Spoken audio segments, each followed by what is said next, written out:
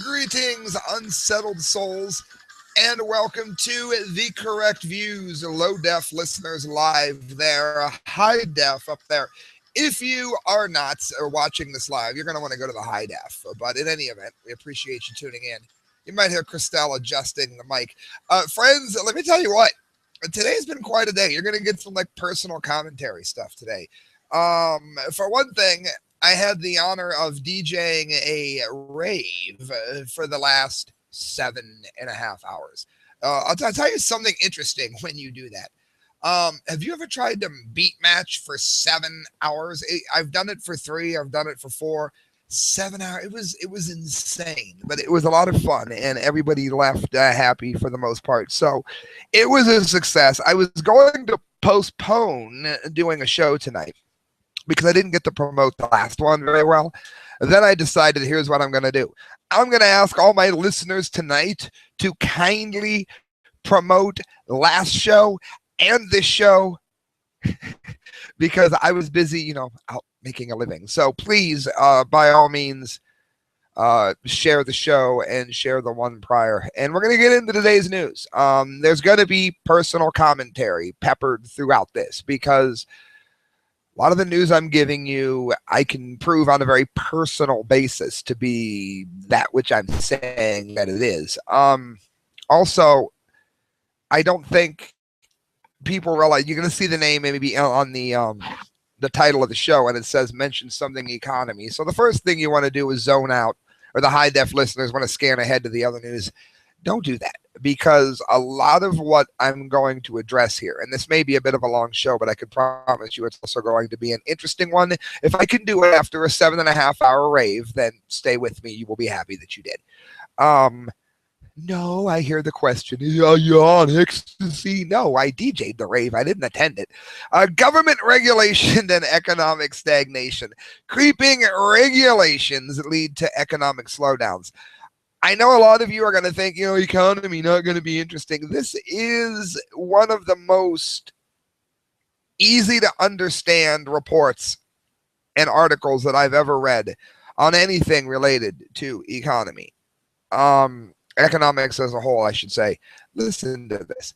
One of the more interesting economic debates in the past couple of decades is why the economy is slowing down. Since 2000, per capita GDP growth in the U.S. has been 0.09% per year, compared to a 2.3% per year in the previous 50 years. What does that mean? It says this is a big difference because at 2.3% growth, we as a nation double in wealth every generation.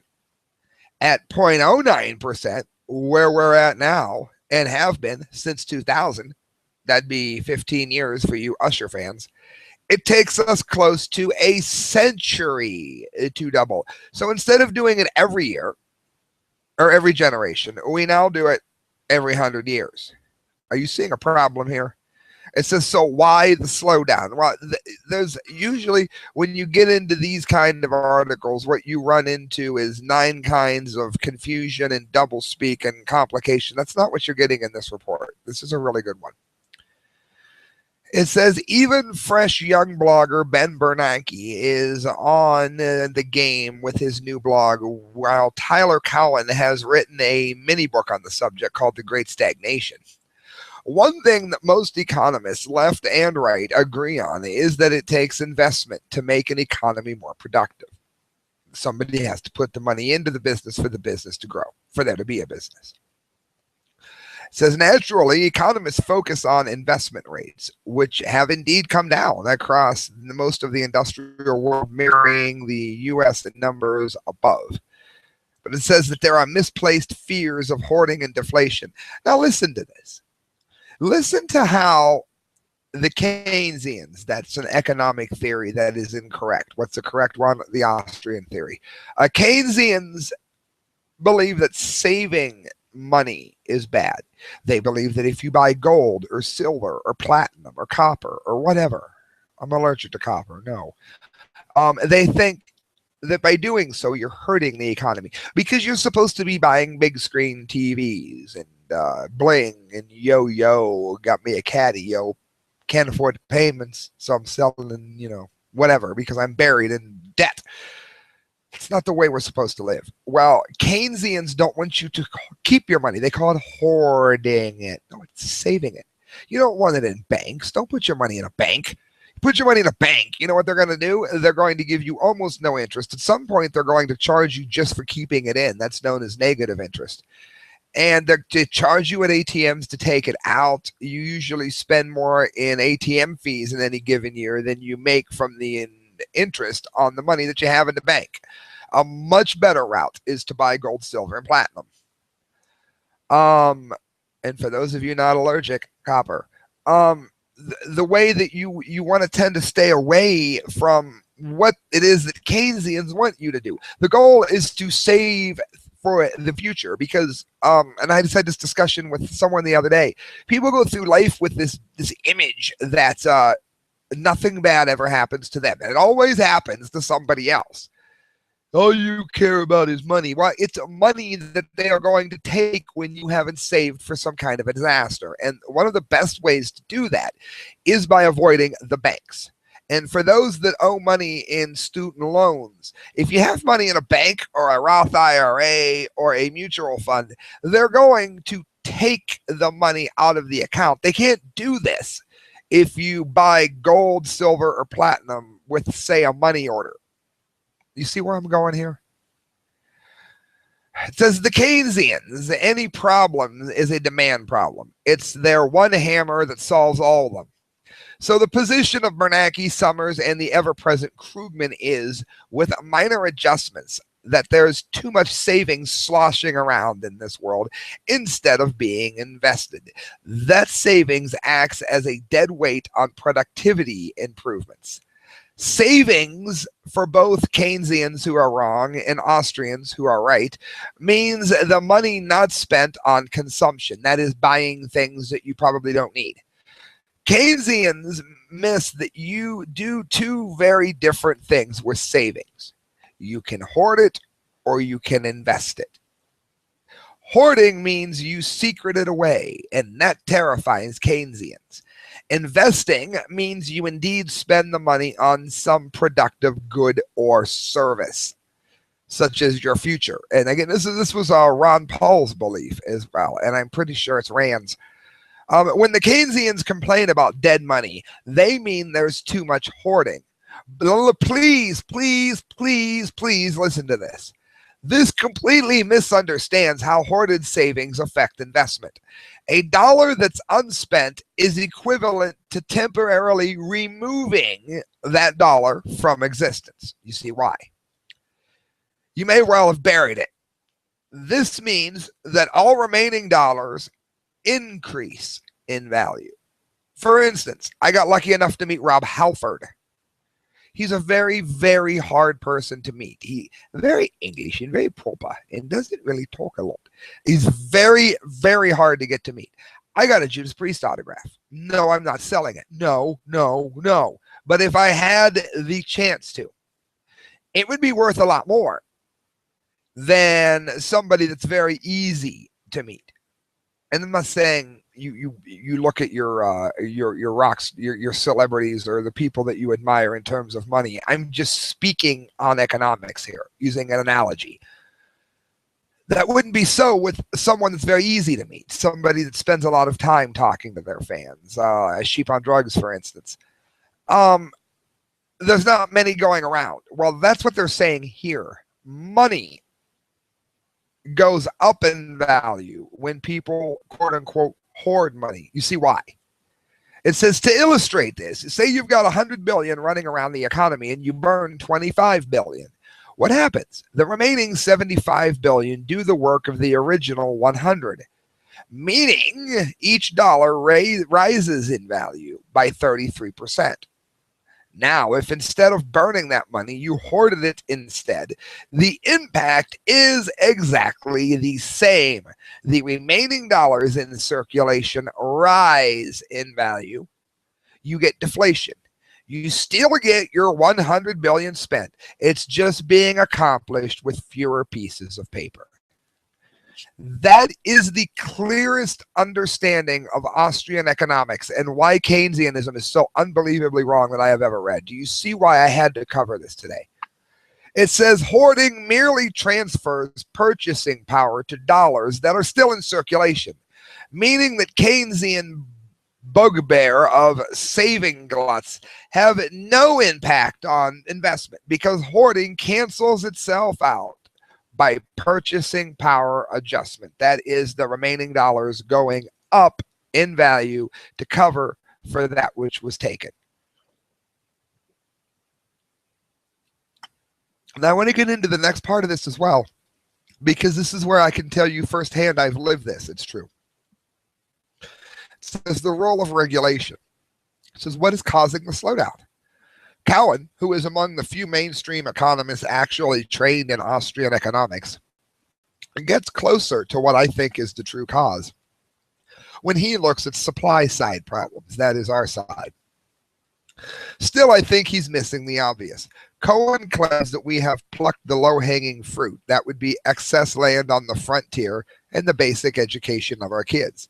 And now we just have to suck it up and get used to what he calls the new normal. It says the problem, though, here is timing.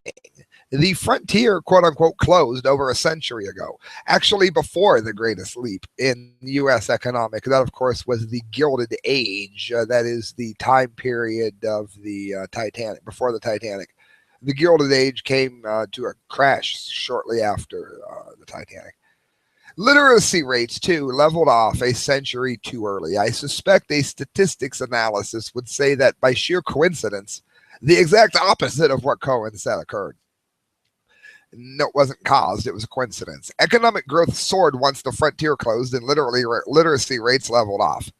So then, what's causing the slowdown? It says we need nothing. We need something that actually occurred in the right time frame. And he writes, for me, the problem is pretty obvious. Creeping regulation, ding, ding, ding. It's hard to quantify the impact of regulations. And that's where I'm going to be speaking to you at in a minute. How do we measure a regulation against, say, selling street food or braiding hair without a license? We need to use proxies. Now listen to this real quick. They use the analogy here of selling street food and braiding hair. And I've covered this before, but I want it to be very concise in one spot because I'm probably going to be referring to this video quite a bit. You should not have to get a license to sell food on the street. If you poison somebody, we already have laws against poisoning somebody. If you poison somebody on accident, that's called involuntary manslaughter. How long do you think a street vendor is going to be able to sell hot dogs after the first person dies? If people start getting the poops and they're running to the toilet, guess what? He's not going to have a business. Braiding hair without a license. Isn't it up to the person who is getting their hair did, or the person that is didding the hair? Isn't it up to the person that works there and the person getting their hair done? Isn't it up to them if this person does the other person's hair? Why should there need to be a license from the government? The government should not be involved in this transaction or the decisions in the transaction whatsoever. None. They have no business in it. What's the personal story? I want to give a shout out to Buzzbin Mike, because the story I'm about to tell is not a reflection on Buzzbin Mike, but it's happened twice and it's interesting. I had been telling people for eons that a club in Canton, Ohio would work, and I begged and implored for like 10 years for someone to help me do this. Everyone said it wouldn't work. It wouldn't work. Meanwhile, there's like no place to go. God loves Sadie Renee's, but they're in love with cover bands, and people really weren't going there because they were so tired of hearing cover bands. They wanted original music. The original bands they put on Sunday or Wednesday, which nobody came to. So Buzzbin Mike opened up a club, and guess what? It did exactly what I said it would do. It now owns Canton. If you're in Canton, Ohio, you've almost got to play Buzzbin. And again, God bless Mike. That's not what I mean. My point is, my brother and I would have long opened a club, but you've got regulations on liquor, you've got regulations on food, and this and that and this and that. And what you've created is a country where it is absolutely impossible for anybody who doesn't have an amazing amount of money. Liquor licenses can be anywhere from $10,000 to $100,000. If you don't have a lot of money, you can't do it at all. And streets selling street food, braiding hair, it's all the same thing. This is the kind of thing that brings the entire economy to an absolute crash. You mean to tell me if I have one of my friends do my hair at work, Christelle, my friends. they need to have a license, or they can They can open up a shop selling it. They're not. The government somehow thinks it's up to them to decide whether or not this person should be allowed to have a business, instead of letting the people who are going to this business decide whether or not they wish to return, or if they find this person reputable. The government decides that they need to make that decision for you. And what this has done is bring the economy to a halt. It says, here's a chart of the annual number of pages in the Federal Register. This is a proxy of how many rules come up, which in turn a proxy for the regulatory burden. These took a huge jump starting in the 1970s, briefly interrupted by Carter's deregulation drive, then resumed their march upward in the 1980s. What went upward? The amount of things that stop you and I from being able to open up our own businesses. Comparing the productivity numbers to regulatory pages matches up pretty well. Pre-1971 GDP ran at 2.4%, which again is more than we need to double the wealth of us all in a generation. But it says since 1971, it runs at 1.8%. That's a lot less. Still, the big drop-off since 2001 isn't simply explained by pages. There was no big jump in 2000 in Federal Register pages. So the timing's not perfect, but there are other comparisons that we should look at as well. Specifically, we need to look at other countries because of what their view causes the slowdown will change. Well, what are other countries doing? I'll tell you what. It says, let's get this real quick. Interesting are the three countries that actually passed the U.S., that is, did better than the U.S., supposedly worldwide stagnation. So in other words, they said everybody was stagnant. Were they? Has everybody been stagnant for the last 15 years? Well, let's look. Singapore, Australia, and Switzerland. Singapore only passed the U.S. in per capita income in 2011. Australia did it in 2010, and even Switzerland at the same income as the U.S. in 2000, and now it's nearly 50% richer than we are. Says, what's so special about these countries? In general, there's almost nothing that say Australia, Singapore, and Switzerland have in common. Their language is different. The size of the country is different. Different resources, different structure to their economy, and a completely different type of government. What they do have in common, though, is low regulatory burdens, which is what I talked about, which is why I don't own a club today. Limited governments, which we do not have, and the rule of law. In fact, both Switzerland and Singapore are regularly threatened by the U.S. as tax havens. If this relatively business-friendly attitude that lets some countries escape the supposed great stagnation that has been with us for 15 years, then we have yet another reason to doubt the policy prescriptions of the Summers-Bernanke recruitment position. Rather than the expanded government role in lending or Cohen's pessimism, the solution is clear. Put as much effort into removing regulatory and tax deadweight as we put into hatching new burdens. Open up the door for people to do things, and they will do them greatly. That is the way that America was built. And the reason that has been stopped is that our politicians have moved in and castrated the Constitution. A lot more to get to, friends. How many of you realize that one of the best things you can do by now is to keep your money out of a bank? I gave you some reasons earlier. Look up How to Live Without Banks, mediaspeaks.com. It's a free article I have up, and it teaches you how to do exactly what the name says. Does it work? Yes, it works. I do it every day of my life. It says once cash is banned, they will be able to force you to buy products. Just tax their excess access. Just tax their excess amount balance. Well, let me tell you what. They're saying that if they ban cash, that you will have to put your money in the bank and you'll have to spend money off debit cards. So anytime they want to tax you, or anytime they want to give you a haircut for the good of the economy, or anytime they want to give you negative interest rates, which charges you to have your money in the bank, they will be able to just do so because cash won't be accepted anywhere. Well, let me tell you what, friends, before I get into this story, because you're listening, and if you hear this, leave a comment and tell me you heard it because you're going to love it. When they ban cash, I, Sam I.B. Gangi, am going to tell you exactly how to get around it.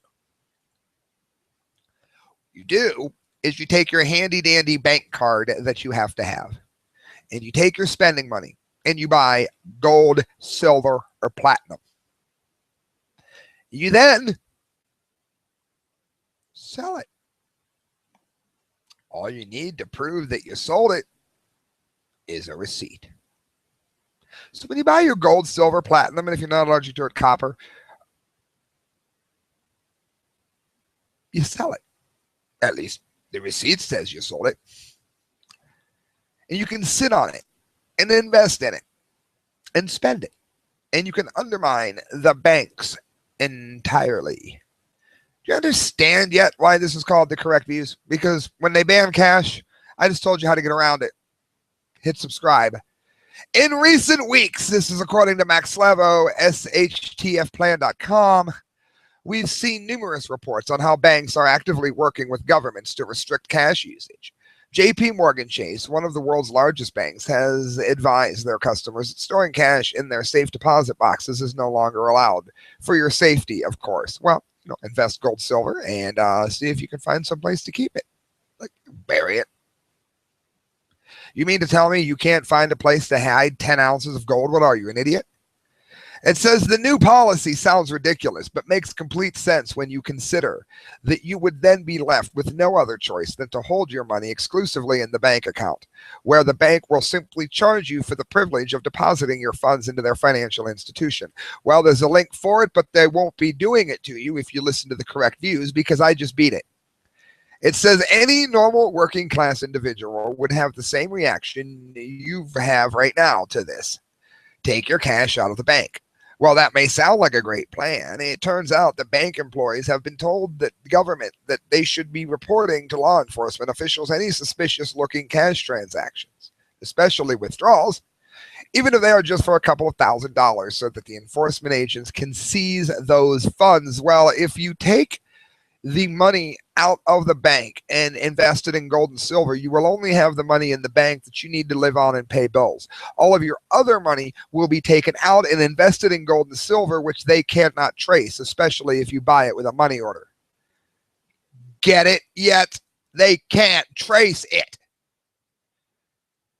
Says, again, if you buy off a private person the gold and silver, you can actually say that you spent the money on anything you want to. Just take the gold and silver, then use the receipt for your taxes to say that you bought a car when you didn't. Or it wouldn't be a car. There's papers for that. But you know what I mean. You bought a collector lamp or something. You know what I mean. You know exactly what I'm saying. Banks cannot track this if you use the thinking part of your brain. The banks want to ensure total control, and by controlling your cash flow, they control you. It's as simple as that. Well, they don't control me, and I taught you how to get out of it. As noted below, the ideal situation for the world's central bankers and governments is a total ban on cash transaction. Bring it! It is, after all, the 21st century. Who needs cash when you have debit card and phone payment systems? Plus, there's terrorism to contend with, and we all know that only terrorists and criminals and shady underworld types carry cash. Well, it's none of their business who's carrying cash, because cash is what people use when they don't want the banks spying on them. And the banks are a much bigger danger to most people than terrorists. It says, moreover, in the event the president or other bureaucrat declares a financial crisis, the government can move with unprecedented speed, and this happened in Cyprus, where they said it couldn't happen, to stabilize the system by simply compelling you to spend money to boost the economic activity. What does compelling means? It means forcing you through direct transactions by withdrawing your funds out of the account for the emergency that is happening. They can't do that if you don't have your money in there and it's in gold and it's buried who knows where. If you're intent, and gold always goes up. Gold has never lost money in any 5-year cycle. If their intentions are not yet obvious, then the following report from Zero Hedge should make it perfectly clear. It says at this stage, a sane person might be tempted to call it a day on the monetary experiments, especially considering that at this point the limits have been reached. But that's not what's happening. Not at all. It says if you eliminate physical currency and force people to use debit card linked to government-controlled bank accounts for all transactions, you can effectively centrally plan everything. Consumers not spending, not a problem. Just tax their excess account balance. Okay, economy overheating? Again, no problem. Raise the interest rate paid on account holdings to encourage people to stop spending. That is, leave your money in the bank because now they're giving you more of it. Do you want to have to dance when they tell you to? Because I just told you how to get out of it. They can ban cash and you can still buy gold, silver, and platinum and keep it and say that you bought anything you wanted. Do it with a money order. Sign any name you want on the money order. And guess what? It's done. There's no paper trail. Merry Christmas. That's why it's called the correct views. Friends, we're going to move on rather quickly. What I just gave you there, that bit of knowledge, that is gold, by the way. That is absolute pure gold.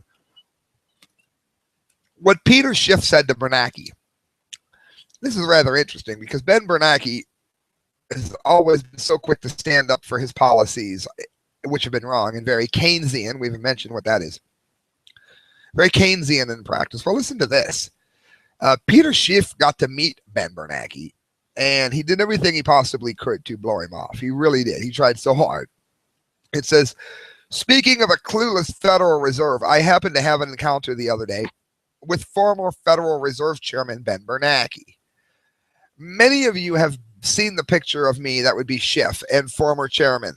They were at a cocktail party. And it says he was paid somewhere around $200,000 to $250,000 to basically hit softball questions that were lobbed at him by Anthony Sakamuki, who was the host of this conference. At least make the guy do something for $200,000. Like, let me question him. He says, I was watching from the speaker's lounge. He walks out and he's accompanied by his secretary. He doesn't have a big entourage. I see him and I come right up to him and say, Mr. Bernanke. I put my hand out and say, Peter Schiff. I can sense from his body language and the way that he looked that the name was at least familiar. I think that he knew something about me, but he didn't necessarily acknowledge it. I think he said something like, oh, sure, but I was pretty sure he knew that who I was at that point. The first thing he said to him was, look, I got to let you know, full disclosure, I'm probably your biggest critic, to which Ben Bernanke implied, well, you've got a lot of competition. And that's probably true. There's a lot of competition. There are a lot of people who criticize Ben Bernanke, but not quite as much as Schiff does. It says, after the brief exchange, I said, do you have a moment to chat? I'd love to talk to you. And he said, no, I don't. I really have to go. So, of course, they parted. But he said later that evening at a cocktail party for the speakers, he saw him standing by himself, Ben Bernanke. So I got a drink, he writes, and then went over to Mr. Bernanke, who was still standing by himself, surprisingly. I said, Mr. Bernanke, I thought you had to leave. He said, no, I'm still here. I've got time for the picture now, because he had asked about taking a picture prior. If you want to take one. Goes on, which I thought was quite nice of him because he remembered that I wanted a photograph and he didn't have time for it. Now he sees me and he asks if I would like to take a photograph. Once they got the picture out of the way, he talked to him, and the first thing he wanted to do, it says, was to give him his version of why the economy is so screwed up and why everything is wrong. The last thing he wanted to get was a lecture from me, he writes. That would be Bernanke. But that's what I tried to give him. I tried to give him the Cliff Note version. And I said, I want to ask him some questions, but I wanted to get his reaction on my take. Quote, I started talking about the housing bubble and the financial crisis and how the Federal Reserve caused with its low interest rates. He said that no, it wasn't that at all, that the interest rates had nothing to do with it. He first told me that the housing bubble, which crashed the economy in 2008, it said the housing bubble was caused by Fannie Mae and Freddie. At least he was laying the blame on the government. Those are, for those of you that don't know, Fannie Mae and Freddie Mac are government institutions. It said, look, Fannie and Freddie have been around since the 1930s. We didn't have that big housing bubble until the Fed happened to have interest rates at 1% and then raised them very slowly. That wasn't a coincidence. He said, well, it was the subprime mortgages that did it. That's people that maybe got loans when they shouldn't have and then got reamed when their interest rate went up to unimaginable levels. Schiff said the subprime mortgages, he asks, do you understand how subprime mortgages worked? They were all adjustable rates. That's adjustable rate mortgages, known as ARMs. And you would get into a rate, say at 10% that you could afford, you would be doing wonderful. Then they would greedily ask you for 20%. That doubled your payments. You couldn't do it. They took your house and all the money you paid. It says, do you understand how subprime mortgages work? They were all adjustable rates, but the most popular feature that made them so enticing and affordable was the teaser rate, what they suckered them in with.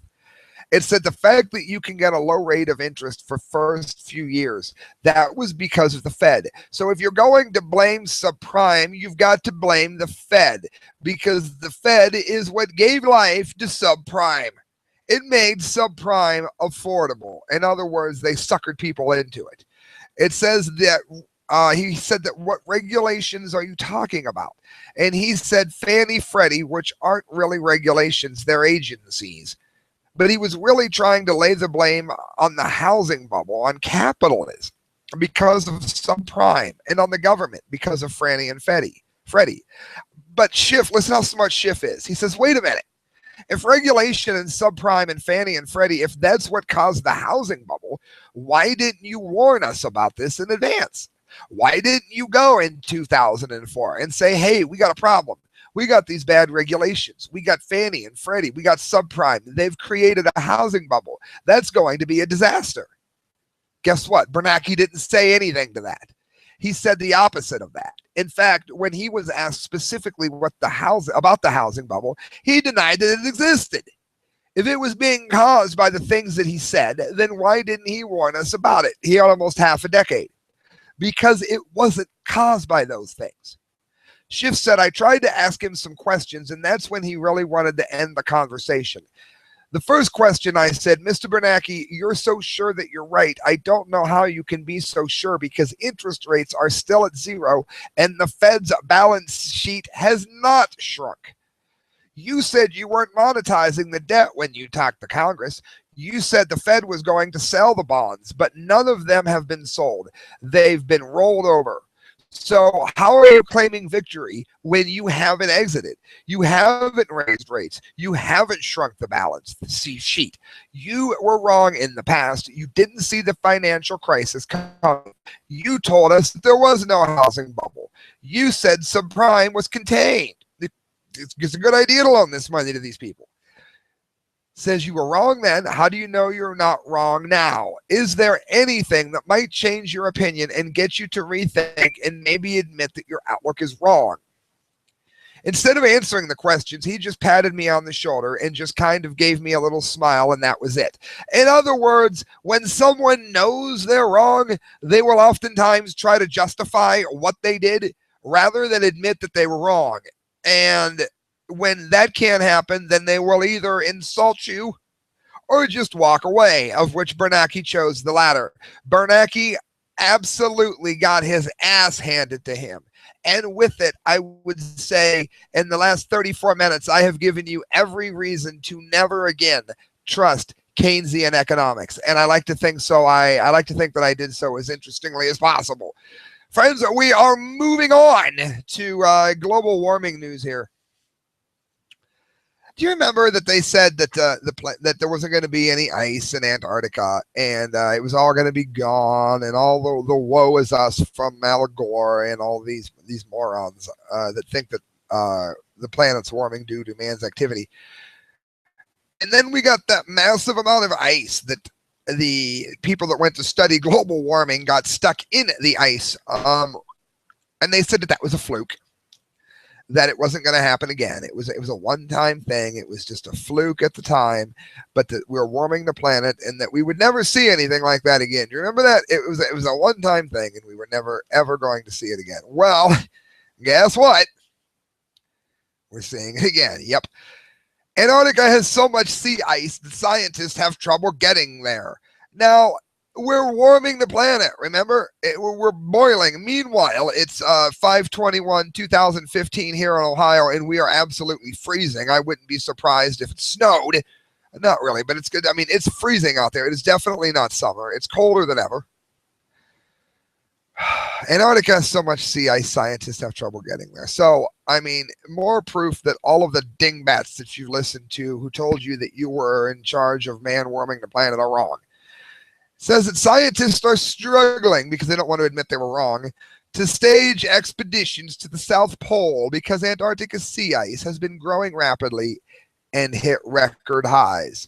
But I thought we were warming the planet, Sam.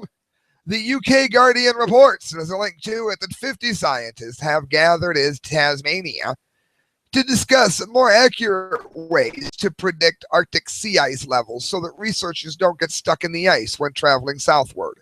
In other words, how do we word this in such a way that everybody doesn't realize that we're full of crap? It says it's quite hard to forecast, but whatever effort we put into improving our ability to forecast sea ice will ultimately pay dividends in terms of savings for national programs. Tony Warby, head of the Antarctic Climate for Ecosystems Cooperative Research Center, told The Guardian.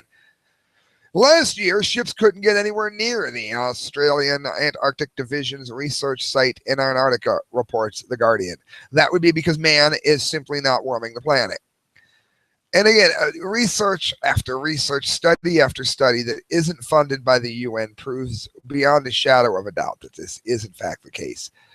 It says the Russian research vessel Academic Sokolovsky got stuck in an ice pack. We reported on that on Christmas Eve of 2013 with 52 passengers.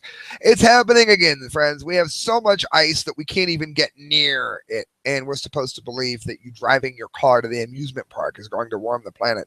Friends, 3 more stories to get to, including the Dumpty of the Day. I do want to mention just real quick that this is brought to you in part by Mike McLaughlin. Mike McLaughlin writes some of the best short stories that you will ever read. He writes poetry, he does political rants, and he's someone that you're quite frankly going to want to look up.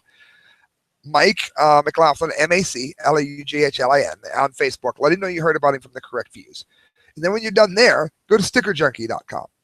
When you go to Sticker Junkie, let David Lake know that you heard about it on The Correct Views. Because what you're going to get amazing stickers that look like these. These are my band stickers, Passing Time. YouTube.com/Sam from Passing Time. And in the comment line, want some stickers, let me know. I'll make sure you get them. They're $1 a piece. They were made by Sticker Junkie, and they look absolutely amazing. And if you tell David Lake that you heard about Sticker Junkie on The Correct Views, you're going to get an amazing deal on it. Guys, I'm going to move on to real quick here because the show has already gone long. But you guys want real news. You don't want it all truncated. That's what I gave you today.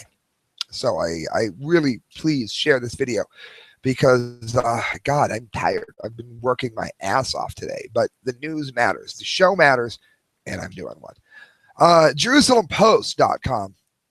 ISIS destroys ancient Christian cemeteries. Now, I know you've heard many stories. D-Lake has commented on what ISIS has done. We've covered a couple stories here on The Views. Now, they're going after the cemeteries of Christians. Let me ask you a question real quick. How many of you remember, I don't recall if it was World War I or World War II. I think it was II.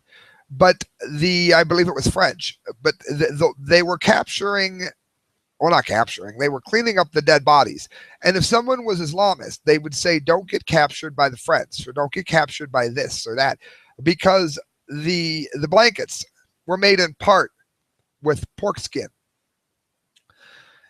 All these Islamists were up in arms. Oh, you disrespect the corpse by burying it with a pig. Never wrap it in pig. Never wrap it in pig. Well, you are destroying, and by that you I mean ISIS. ISIS is destroying the burial plots of Christians because we're supposed to have this magical reverence for Islam. The point is we're not Islamists. We don't want to be Islamists because we know that Christ rose from the dead. And it can be proven without using the Bible. The issue here then is, why is it that we are supposed to respect their religion when they don't respect anyone else's? Look what they do to the resting place of people. What kind of animals are these? It says that they consider praying or worshiping at grave sites to be idolatry. That's ridiculous. You're not, oftentimes, most times, you're either talking to the person who is deceased. And many times, if someone is praying, they are praying to God for a number of reasons. Maybe it's because they miss the person and it's destroying them. Maybe it's because the person died a horrible death and they wish to make sure that they are in heaven. And they are talking to God, who they worship while at the gravesite. They are not worshiping the dead person. This is more of the extreme lack of understanding and knowledge that is in your average barbarian Islamic State supporter. They don't know anything but violence. They don't have a thinking part of their brain. Oh, yeah, they could capture me and they could cut my head off. I understand this. The point is, I would still be right and they would still be wrong. Whether or not I had a head or not would be irrelevant. I'm still right. They can't respect anyone that disagrees with them because they are very limited in what they know. Every time someone kneels, they must be praying. And if they're praying, then they must be worshiping their dead relative. And if that doesn't make any sense to you, that's because it doesn't make any sense. It says the Islamic State released yet another set of images of militants desecrating Christian history, this time shattering ancient graves in Mosul. Well, that means that we need to start, making sure that they're properly buried in pig blankets. It says the images were released in a post on the official Islamic State media last week entitled "Leveling Graves and Erasing Pagan Symbols." Well, then maybe we should desecrate the ISIS graves. What do you say? It says on the April 16th destruction of Christian graves in Mosul by Iraq by the Islamic State is part of the organization's ongoing campaign against Christianity in the Middle East and throughout the Muslim world. Stephen Stalinsky, executive director of the Middle East Media Research Institute, known as MEMORY, who flagged the photos, told Fox News, and he's right, says the images appeared on various jihadist websites before being obtained by MEMORY. Photos show militants using sledgehammers to destroy gravestones and removing any Christian imagery from the site. ISIS released a written justification for the destruction that was released along with photos, claiming that the Hadith, which nobody cares about, states that graves higher than ground level must be destroyed. Additionally, any image or inscription on such a grave must be erased. Well, then that's fine. I think we need to start burying these idiotic ISIS members in pig blankets. See how they like to have our interpretation of what's right and wrong at burial honor. It is important to note that ISIS is documenting its destruction and desecration of Christian sites and its attacks on Christian communities and other minorities, sites, and communities, and is disseminating these images worldwide via social media. By doing this, ISIS is not only showcasing what it is doing, but it's also mocking the West by demonstrating that it's doing so freely and no one is trying to stop it. This is why I say repeatedly that the most important thing that we can do as a nation is to, at the very least, I'm not talking about to solve the ISIS problem. I mean, as a one-to-one person, as you, as me, as us, the most important thing you can do is to keep a weapon with you at all times. I mean, guns, yes, whenever possible. Always be prepared to defend yourself, because 99.99999% of you will never ever have to use that weapon. I have carried weapons my whole life and never had to use them. A couple times I wish I'd have had one and didn't, and I would have been jumped or whatever. The point here being, be prepared, because these people are barely even human. And again, there are political solutions to this, and we have, and the West has as a whole, done this horribly for a very long time. And now, of course, it's, as Ron Paul said, blowback. And if you're going to go in, there's ways to do so better than what it is that we have seen from Bush and Obama and the rest of them. Friends, this was interesting. The independent.co.uk, Italian police reveal what Jesus looked like as a young boy. Now, before I get into this, Christelle didn't know what the Shroud of Turin was, so I'm going to let you know. When they buried Christ, they wrapped him in a shroud. And of course, after he was beaten and bloodied, etc., etc., for lack of better words, an image appeared on the shroud. So when he rose and took the grave clothes off, it left an impression. Some people have wondered whether or not this is Christ, or if it's not Christ, it's somebody else who was crucified and buried in a very, very well-to-do grave site. Not that Christ was well-to-do, but the gentleman that gave him the grave site, Joseph of Arimathea, was very, very rich. And maybe it was somebody that had some money and was crucified and wasn't Jesus. Well, it seems to me that it'd be very easy to find out if this was Jesus or not. And I will tell you why. And this has driven me nuts for years and years and years, for as long as I've known about the shroud, which is pretty much since it was found.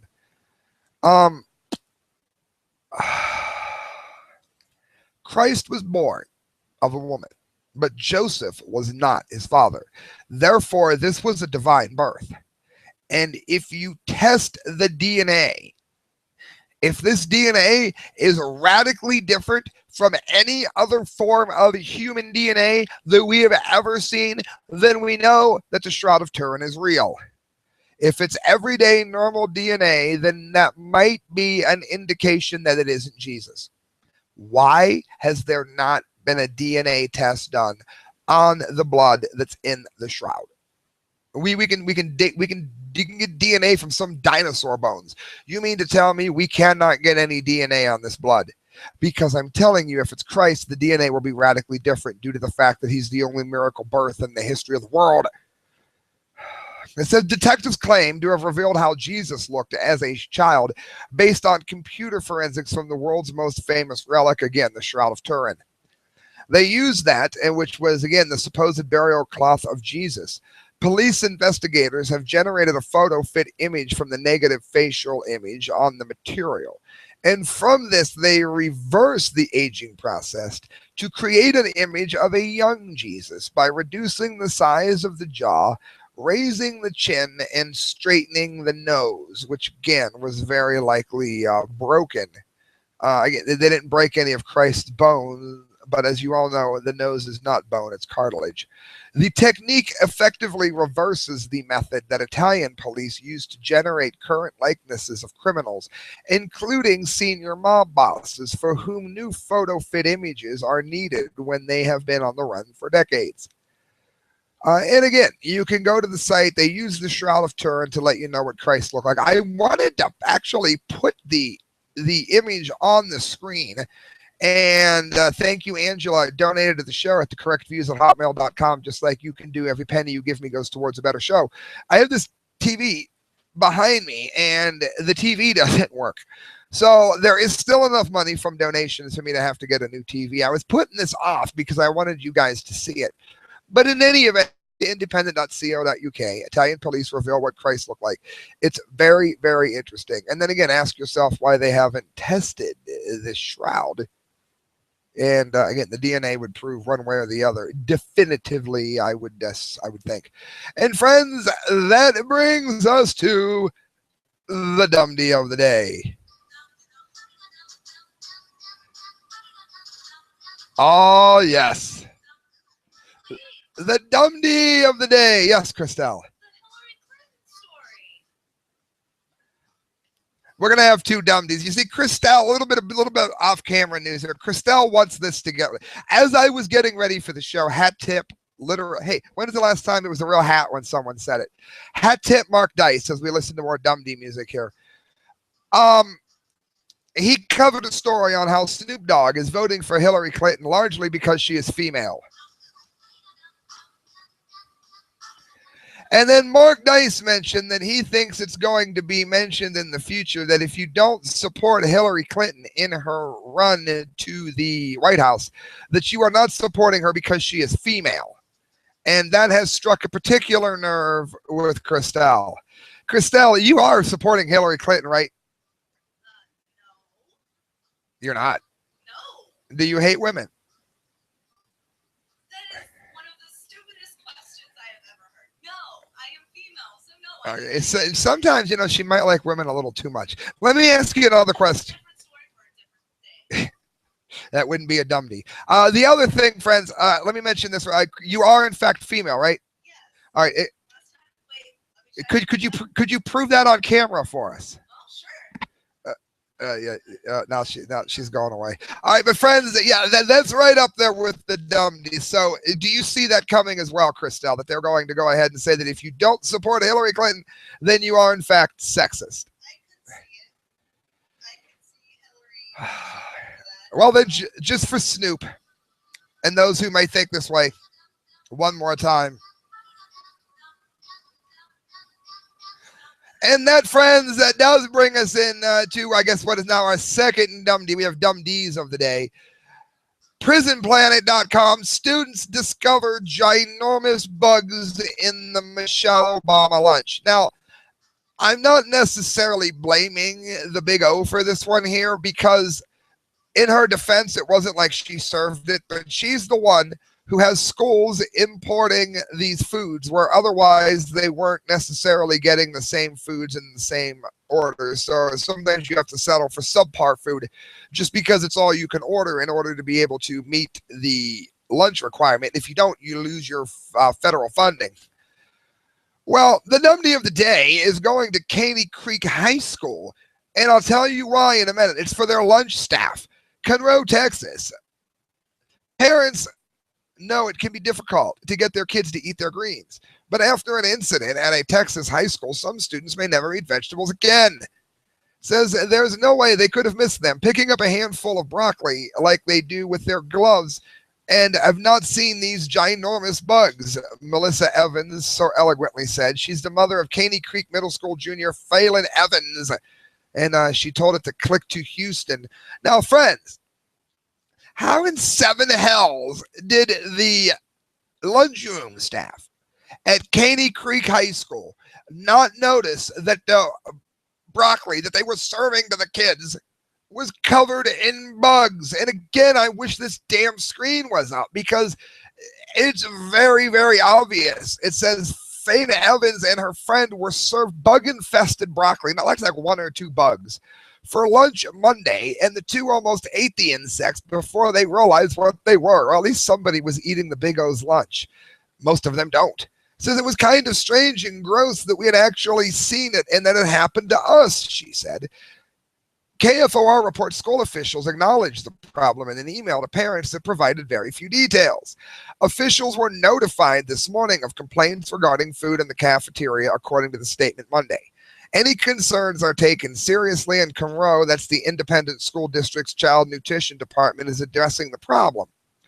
The problem isn't necessarily the food. Okay, I understand that things happen. I used to work in a restaurant. I can say it now. They're not around anymore. The Pizza Palace. They sent us, and we made great food. They sent us chicken wings that still had feathers in them. And it was noticed when you put the wings in, the feathers rose to the top. You couldn't miss it. But guess what? We fixed it. How do you not notice that the broccoli that you're cooking is covered in insects? Food inspectors went through the cafeteria food Tuesday and discovered more bugs. The district contends they are aphids. It's a batch of frozen broccoli, and believe that the infestation was limited to just the one batch, which somehow the people cooking the food couldn't see, even though the broccoli is green and the bugs are black. They were not chameleon-like. It says, regardless, Melissa Evans said she's not taking any chances and will pack her daughter's lunch for the rest of the school year. She will be taking lunches, Evan told Click to Houston. She will not be eating it anymore at all. That means that Phil Evans will join more than 1 million students who have opted out of the National School Lunch Program since the new federal guidelines on nutrition went into effect in 2012. And it says the Fed lunch restrictions set limits on calories, fat, sugar, sodium, whole grains, and other aspects of school food, including food sold outside the cafeteria. Well, they're definitely getting some extra protein. And you got to remember, we were talking about Jesus a minute ago. John the Baptist lived off of locust and wild honey. Just saying. Friends, you're listening to The Correct Views. Sam I.B. Gangi doing political commentary for the Media Speak, signing off. Do me a favor. If you're anywhere even remotely close to Canton, Ohio, and you're going to catch a cab anywhere, go to Change Taxi. You can find them on Facebook.com and price match it. Before you get into any other taxi, go to Change Taxi and have Kenny price match it. Make sure you say you heard about it from The Correct Views. That'll help me immensely. And thank you for listening, friends. The show has gone on for 56 minutes. I am exhausted. Good night, friends. God bless.